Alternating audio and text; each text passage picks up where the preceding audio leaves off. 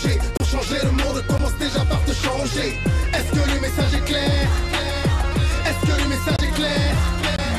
Ton pire ennemi n'est pas un étranger. Pour changer le monde, commence déjà par te changer. Est-ce que le message est clair? Est-ce que le message est clair? Je me définis comme un entrepreneur. Je disais souvent serial entrepreneur. Aujourd'hui, je préfère présenter ça autrement. Je suis un entrepreneur multipotentiel. C'est comme ça que je me définis véritablement. Et simplement parce que je suis sur différents fronts avec un album. Donc, entre-temps, j'avais commencé la musique depuis 2002. Il faut dire que je faisais quelques interprétations à l'école avant de commencer le rap.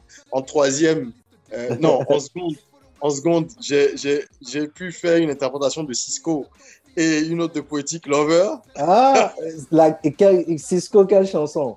Unleash the Dragon. Unleash the Dragon. Ah ouais, ça c'était en l'an 2000. Donc, c'était Cisco ou rien. J'étais très, très, très, très amoureux de musique déjà.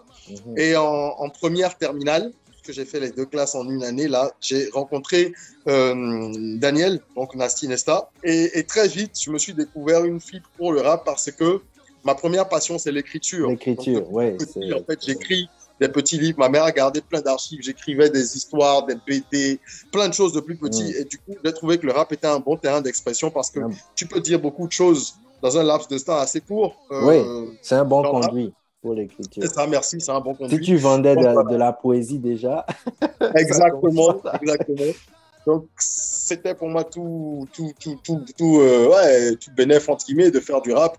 Et on a commencé avec Nasty, on a créé le 5e élément. On était 2 parce qu'on s'est vite séparés de Master X. On n'avait pas vraiment les mêmes visions artistiques.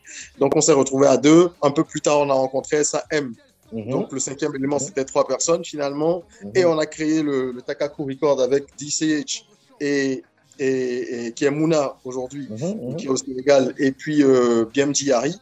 On a créé le Takaku, qui a été un label qui a eu un certain succès. Et moi, je retiens de toi, tu n'as justement jamais été dans tout ce qui était starification et tout le reste. Tu as toujours été un puriste. Et ce qui fait que d'ailleurs, je pense que ça a même joué un moment contre toi parce que tu étais en mode discrétion parfois, tellement que tu étais puriste dans ton truc. J'étais un peu plus effacé probablement que d'autres. Je crois que c'est le choix de la musique qu'on fait, mais c'est aussi peut-être l'éducation, je sais pas. C'est pas du tout de la pudeur, mais c'est une façon de voir peut-être la vie. Et après, je crois que quand les choses doivent venir vous chercher, elles viennent vous chercher. Pourquoi j'ai fait ce choix-là, comme on est en train d'en parler? Je me suis dit, je vais pas faire du mainstream. J'ai jamais dilué mon message. J'ai jamais voulu faire ce que la masse voulait. Je vais continuer ainsi, mais il faut quand même que ce soit impactant et rentable. Et on parlait d'impact au début. Alors, l'impact pour moi, c'est quoi?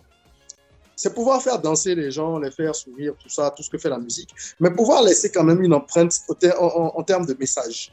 Et si je veux le faire sur la durée, il faut que ce soit rentable. Régis, dans 5 ans, où est-ce que tu te vois? C'est quoi tes objectifs? Alors, dans 5 ans, comment tu vois? Dans 5 ans, je pense que j'aurai complètement fini la fusion de mes différentes activités que j'ai enclenchées depuis quelques temps et qui me permet véritablement de centraliser les choses autour de rock et de tout ce qui est entrepreneuriat, apprendre à entreprendre aussi. Donc, dans 5 ans, je me vois à la tête d'une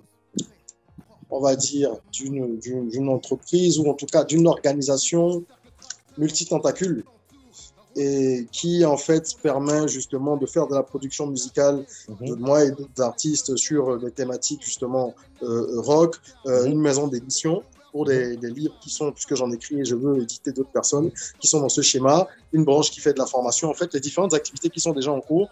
Je me vois vraiment à la tête de quelque chose de bien structuré qui a un impact continental. Peu importe quand tu pèses son cara, par quelle histoire, quel son cara. Viens on montre à tous ces saints Thomas comment on fait. En attendant, quand je dis juste